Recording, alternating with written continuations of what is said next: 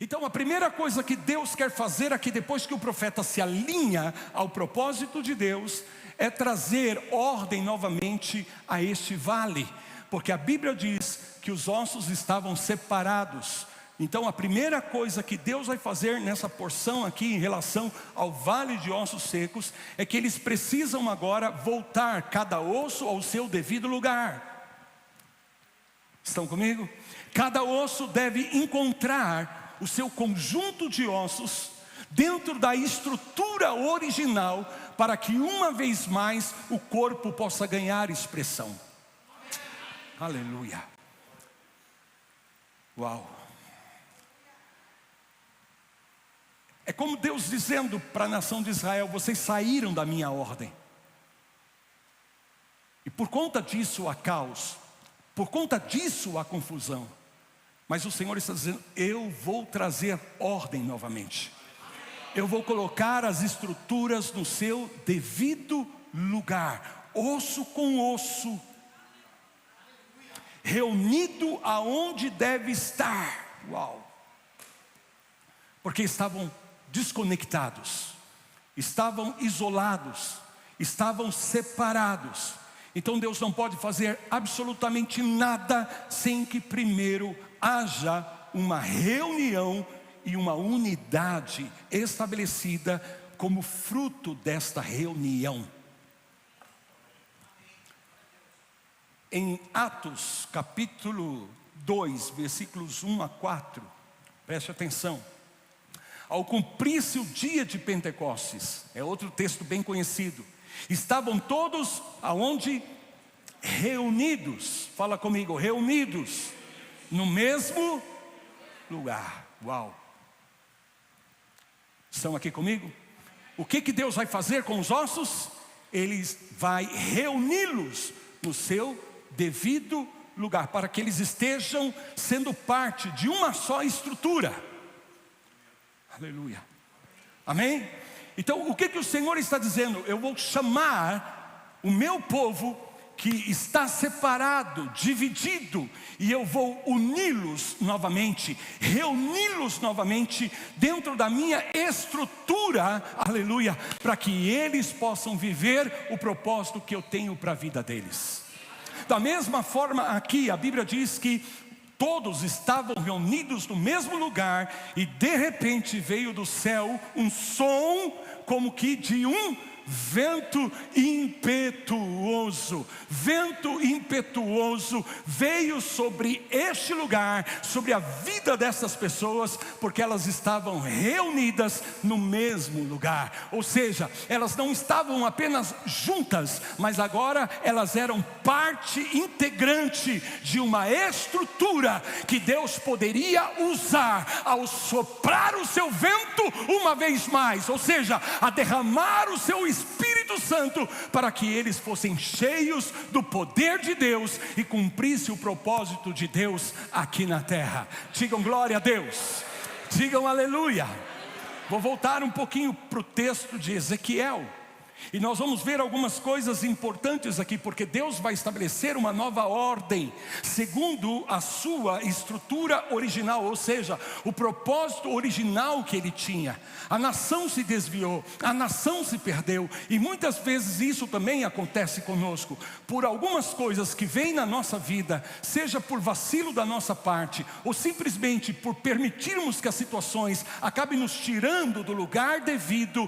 Podemos sair dessa ordem, podemos perder essa estrutura na nossa vida, e então não podemos cumprir o propósito de Deus da maneira como nós estamos. Mas Deus está dizendo, aleluia, e esta é uma palavra profética que eu quero liberar sobre a igreja do Senhor nesse tempo. Se alguma coisa deslocou você, se algo aconteceu e removeu você da ordem estabelecida por Deus, este é o tempo em que o vento do Espírito vai soprar na tua vida, dia, aleluia, para reunir, colocar você novamente no teu devido lugar, dentro do desígnio que Deus tem para a tua vida, para que o propósito de Deus não se perca mais na tua vida, em nome de Jesus. E mesmo para aqueles que achavam que não era mais possível cumprir o propósito de Deus, Deus está dizendo: é pelo meu Espírito que você vai cumprir o meu propósito.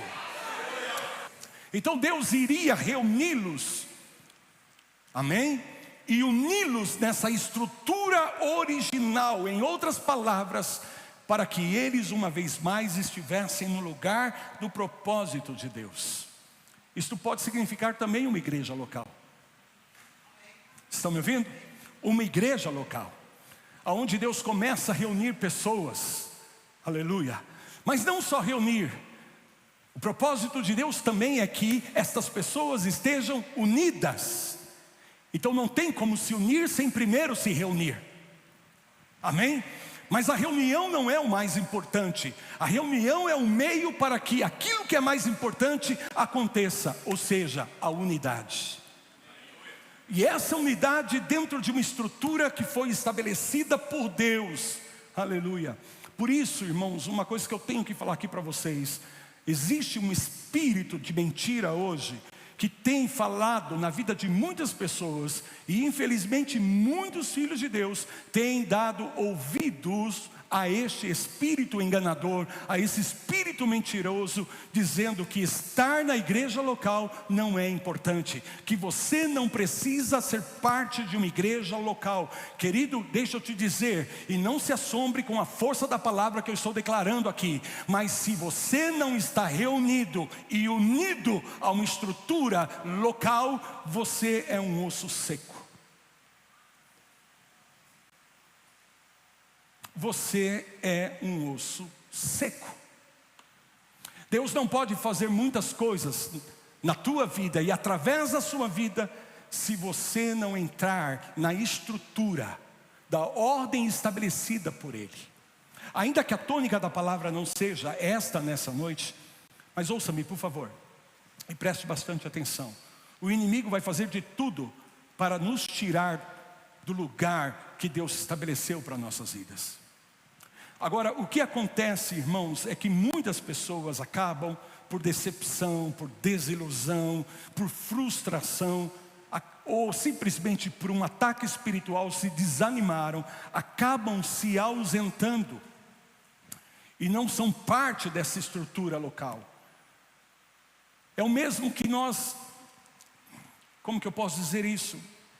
Perdermos a oportunidade de vivermos o que tantas vezes nós vamos encontrar nos evangelhos e também nas cartas, em todo o Novo Testamento, sobre a necessidade de uns com os outros. Orar uns com os outros, orar uns pelos outros, amar uns aos outros, perdoar uns aos outros, amém? Apoiar uns aos outros, chorar com os que choram, se alegrar com aqueles que se alegram. Nós temos não aí sugestões, mas são mandamentos do Senhor Jesus para nossas vidas, que só poderemos de fato cumpri-los se nós estivermos dentro dessa estrutura, aonde um com os outros possa se cumprir. Está falando da comunhão do corpo de Cristo.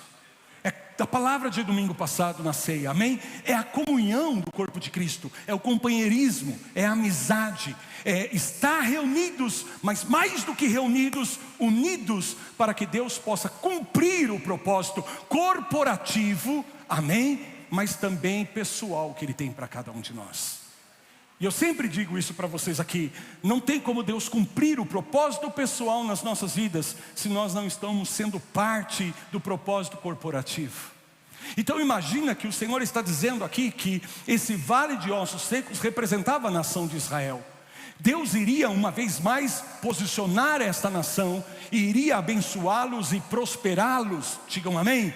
Isso significa um propósito corporativo, propósito que Deus tem para toda a nação. Mas para que isso se cumpra de maneira corporativa, há indivíduos que estão participando dessa estrutura. Em outras palavras, estes indivíduos também pessoalmente serão abençoados e poderão ser instrumentos do propósito de Deus.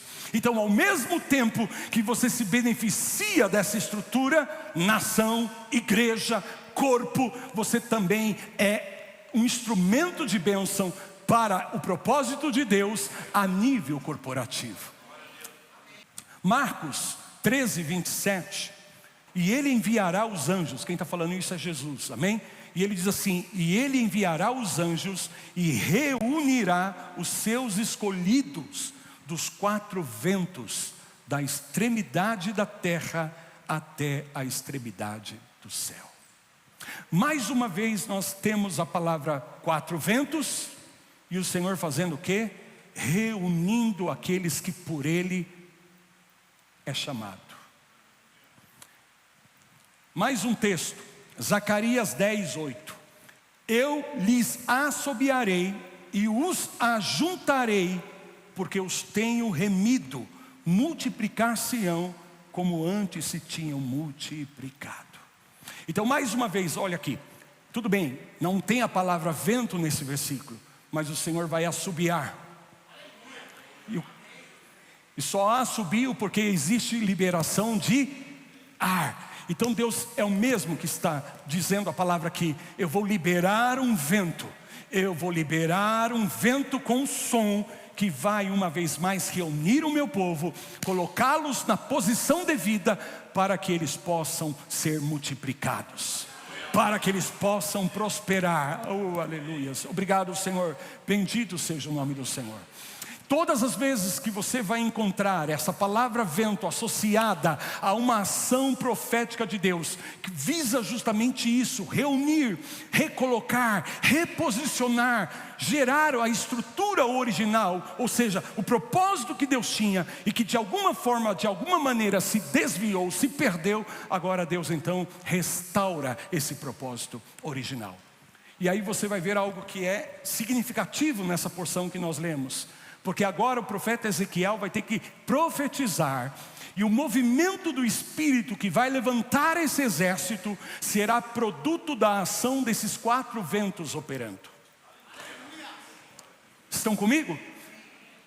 Por isso ele diz: fala aos 4 ventos, norte e sul, leste e oeste, ou como na linguagem bíblica, vento oriental, vento ocidental, vento oeste e vento leste. Sopra sobre esse vale de ossos secos, e o soprar desses 4 ventos combinados ia liberar a ação do Espírito vivificador sobre esse corpo que estava morto. Digam glória a Deus. Olha que interessante. Jesus chama os seus discípulos e diz: vou enviar do Pai outro Consolador, para que vocês não estejam sozinhos. E quando o Espírito Santo vier sobre vocês, vocês serão testemunhas, porque vocês receberão poder do Espírito Santo. Então o Senhor está anunciando esse propósito. E aí quando chega Atos capítulo 2, você vê o cumprimento desse propósito. E uma vez mais, você tem a palavra reunião, unidade, você tem vento, e você tem a obra do Espírito Santo que encheu a vida de cada um desses discípulos do Senhor.